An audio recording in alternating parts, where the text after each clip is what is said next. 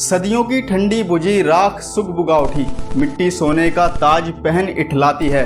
दोहरा समय के रथ का घर घर नाद सुनो, सिंहासन खाली करो कि जनता आती है।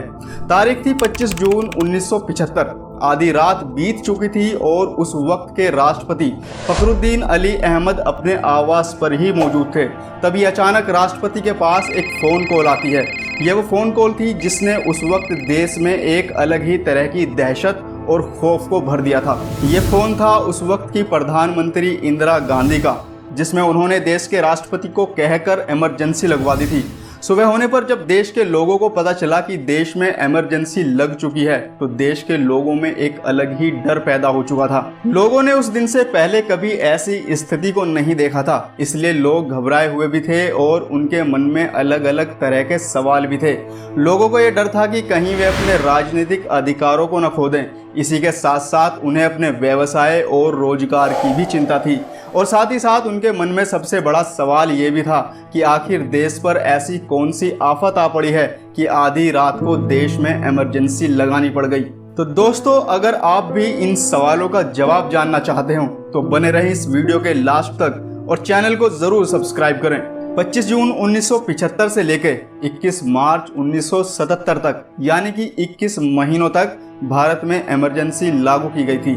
उस वक्त के राष्ट्रपति फखरुद्दीन अली अहमद ने भारतीय पीएम इंदिरा गांधी के कहने पर भारतीय संविधान की धारा 352 के अधीन आपातकालीन की घोषणा कर दी थी, जिसका नतीजा ये हुआ कि यह घटना देश के लोकतंत्र पर सबसे बदनुमा दाग बनकर रह गई।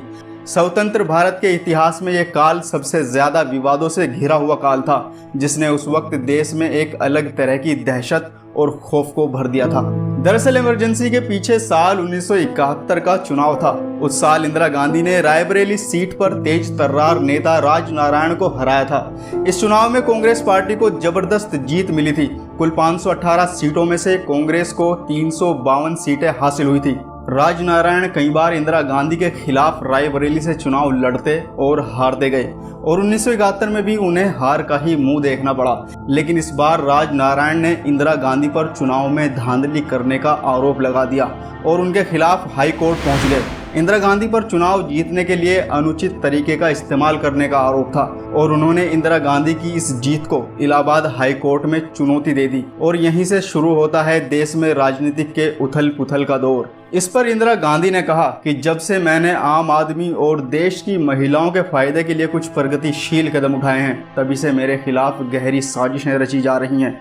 ये विपक्ष के लोग मुझ पर इल्जाम लगाकर मुझे सत्ता से गिरा देना चाहते हैं। क्योंकि ये केस देश के प्रधानमंत्री के खिलाफ था, इसीलिए इसकी चर्चा देश और विदेश में थी। मामला हाईकोर्ट जज जगमोहन लाल सिंह की कोर्ट में गया। 4 साल तक सुनवाई चली। उन पर काफ़ी दबाव था। जज ने बताया कि 21 जून 1975 को फैसला सुनाया जाएगा। आखिरकार फैसले का दिन आ ही गया। 258 पेज के फैसले को पढ़ते हुए जस्टिस सिन्हा ने कहा कि याचिका स्वीकार की जाती है। इसी के साथ सत्ता के गलियारों में खलबली मच गई। कोर्ट ने माना कि इंदिरा गांधी ने सरकारी मशीनरी और संसाधनों का दुरुपयोग किया है, और अदालत ने अगले 6 साल तक उनके किसी भी चुनाव लड़ने पर रोक लगा दी। ऐसी स्थिति में अब इंदिरा गांधी के पास प्रधानमंत्री पद छोड़ने के सिवाय कोई और दूसरा रास्ता नहीं था। हालांकि अदालत ने कांग्रेस पार्टी को थोड़ी राहत देते हुए नई व्यवस्था, यानी कि नया प्रधानमंत्री बनाने के लिए 3 हफ्तों का समय दे दिया था। इंदिरा गांधी ने इस्तीफा देने की तैयारी शुरू कर दी थी और अपना रिजाइन लेटर भी टाइप करवा दिया था, लेकिन उन्होंने अभी तक इस लेटर पर सिग्नेचर नहीं किए थे। तभी संजय गांधी ने अपनी मां को कमरे से बाहर ले जाकर सलाह दी कि वो रिजाइन ना दें। उन्होंने इंदिरा गांधी को समझाया कि अगर उन्होंने प्रधानमंत्री पद से इस्तीफा दे दिया और किसी और को ये पद दे दिया तो वो व्यक्ति इस पद को नहीं छोड़ेगा और आपके जरिए पार्टी में बनाई गई पकड़ धीरे धीरे खत्म हो जाएगी। इंदिरा गांधी अपने बेटे की बात से सहमत हो गई और उन्होंने तय किया कि इस्तीफा देने की बजाय कोर्ट से जो 3 हफ्तों की मोहलत उन्हें मिली है, उसका फायदा उठाते हुए इस फैसले को सुप्रीम कोर्ट में चुनौती दी जाए। इसके बाद सुप्रीम कोर्ट ने इंदिरा गांधी को प्रधानमंत्री बने रहने की अनुमति तो दे दी, लेकिन कहा कि वो अंतिम फैसला आने तक सांसद के रूप में मतदान नहीं कर सकती। कोर्ट की इस उठापटक के बीच बिहार और गुजरात में कांग्रेस के खिलाफ छात्रों का आंदोलन भी बढ़ने लगा था। बिहार में इस आंदोलन को हवा दे रहे थे जयप्रकाश नारायण। सुप्रीम कोर्ट के फैसले के अगले दिन यानी 25 जून को दिल्ली के रामलीला मैदान में जयप्रकाश नारायण की रैली थी। जयप्रकाश नारायण ने इंदिरा गांधी के ऊपर देश में लोकतंत्र का गला घोटने का आरोप लगाया और इंदिरा गांधी के खिलाफ नारा दिया, सिंहासन खाली करो कि जनता आती है। जयप्रकाश ने विद्यार्थियों, सैनिकों और पुलिस वालों से अपील की कि वे लोग इस दमनकारी सरकार के आदेश को न माने, क्योंकि कोर्ट ने इंदिरा गांधी को प्रधानमंत्री पद से हटने का आदेश दे दिया है। इंदिरा के खिलाफ पूरे देश में जन आक्रोश बढ़ रहा था। इसमें छात्र और संपूर्ण विपक्ष एकजुट हो गए थे। कोर्ट के आदेश ने इंदिरा की हालत को नाजुक बना दिया था, क्योंकि इंदिरा अब संसद में वोट नहीं डाल सकती थी। जयप्रकाश की रैली की वजह से देश में आक्रोश का माहौल था। इसी आधार पर इंदिरा ने 26 जून 1975 की सुबह राष्ट्र के नाम अपने संदेश में कहा कि जिस तरीके से जयप्रकाश नारायण के द्वारा देश का माहौल बनाया गया है, उसमें अब यह जरूरी हो गया है कि देश में इमरजेंसी लगाई जाए ताकि देश की एकता और अखंडता की रक्षा की जा सके।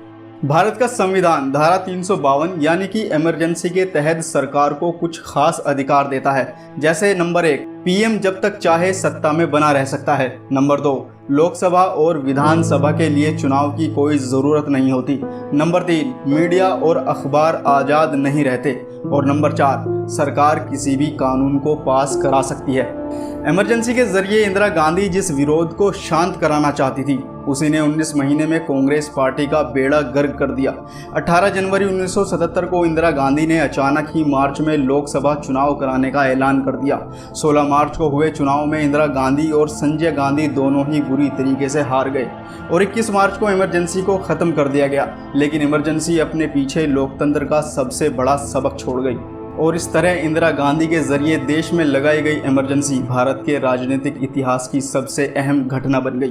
तो दोस्तों, ऐसे ही मज़ेदार और काम की इन्फॉर्मेशन पाते रहने के लिए हमारे YouTube चैनल लाइफ स्क्वायर को ज़रूर सब्सक्राइब करें।